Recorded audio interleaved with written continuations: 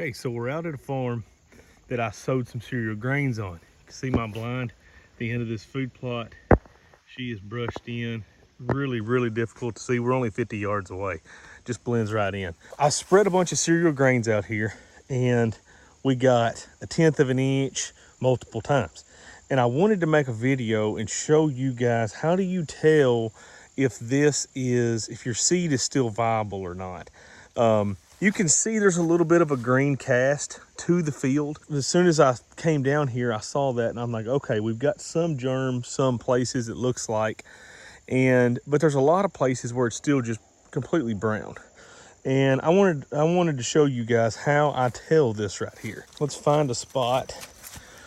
I just threw these cereal grains on top of the ground now. And you can see there's one right here. So let's pick this thing up. And what we're gonna do with it, I wanna get good zoomed in with the camera. We're gonna smash it.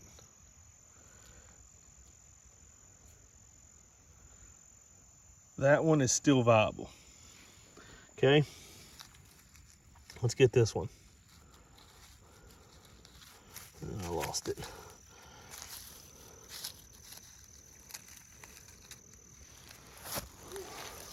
Let's grab this one right here. See if it's still viable or not. All right. See that? Pop like a zit. That seed is dead. Okay, so that's how you can tell. You come out here and you can look at these seeds, and if you squeeze them and they pop like a zit, then basically what that means is that seed got infected, it started the germ process, and then essentially died. Probably in my case here, with what we're dealing with, I fully suspect just ran out of moisture. And there's another one, just pops like a zit. So it looks like maybe half our stand is rotted. The other half is up. Now, it's really difficult to see. We do have some cereal grains up. And what I like to do to be able to make sure they're cereal grains, because they're really difficult. You see that? That's the seed right there. That right there where my fingernail is the seed. So that right there is grown up. Now we also have another type of grass out here that's a real fine grass, and that's not cereal rye. The cereal rye is this right here.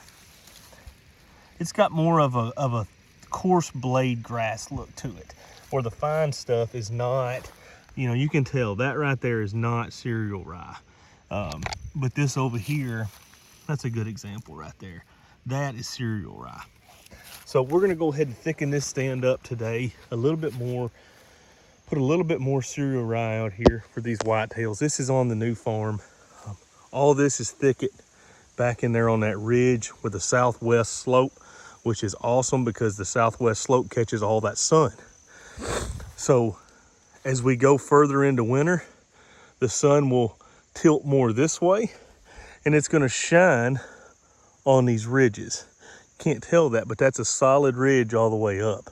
So the sun's gonna shine on those ridges. So what we've got here is a spot that's gonna be jam up for late rifle, late December in the muzzleloader hunt. When it gets really cold, there's not a lot of food down here.